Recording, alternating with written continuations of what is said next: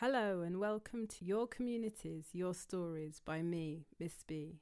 In this episode, I read an extract from a Miss B Writes blog post about Shakespeare and Robben Island prisoners that inspired a play.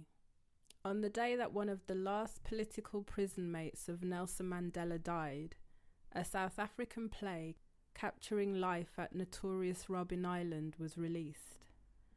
Written by Matthew Hann, the play is based on selected texts from the complete works of William Shakespeare that became an important source of support and inspiration for inmates. The book, the Robben Island Shakespeare, formerly known as the Robben Island Bible, was smuggled into prison by the wife of political prisoner Sunny Venkatrathnam. Sunny was one of 33 political prisoners sentenced to life after being convicted of sabotage in the Rivonia trial. The trial took place in South Africa between the 9th of October 1963 and the 12th of June 1964, and resulted in some famous pictures we know showing Mandela and his comrades imprisoned on Robben Island. Apart from a Bible, inmates were forbidden to have access to reading materials, but Sunny convinced one prison guard to allow him to bring in the Hindu holy book. But there was nothing holy about the book, apart from a couple of Diwali postcards that had been used to cover the book. The book was actually the complete works of Shakespeare. The ploy successfully fooled the security guard. Sunny passed this anthology to fellow inmates, including Mandela, and asked them to highlight and sign and date their favourite passage and explain why.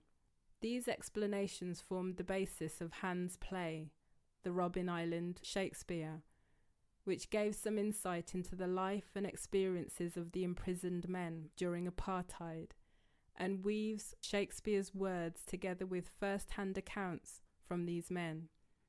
Being a spectator in the crowd of South Africans at the launch of the play at the country's High Commission in London made me feel like a slight imposter at a family funeral. Emotions were wound tightly, especially because fellow inmate Ahmed Kathrada, or Uncle Kathy as he was affectionately known, passed away on the same day as the launch, on the 28th of March. It was also a time to remember the other influential freedom fighters that had already passed on. 2017 also marked the centenary of the birth of former ANC president and South African lawyer Oliver Tambo. Traditional Zulu songs were sung in anticipation of the High Commissioner's arrival on the day, and that feeling of national pride for South Africa was visceral. Ululations rang through the audience to mark the importance of the day, and there were speeches from South African High Commissioner His Excellency Mr. Obed Malaba and others.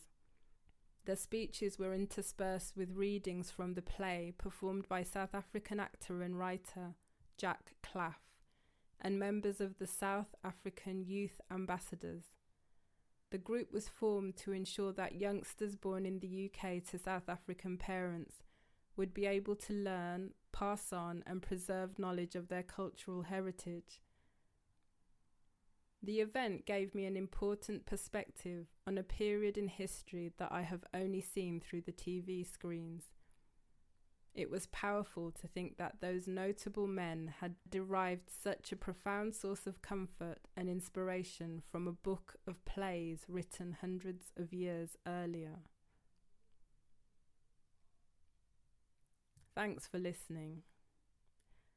That was an extract from a piece published in 2017 called Shakespeare and the Robben Island Prisoners that inspired a play. To read the whole piece and to find out more on African history, please visit www.msbwrites.co.uk.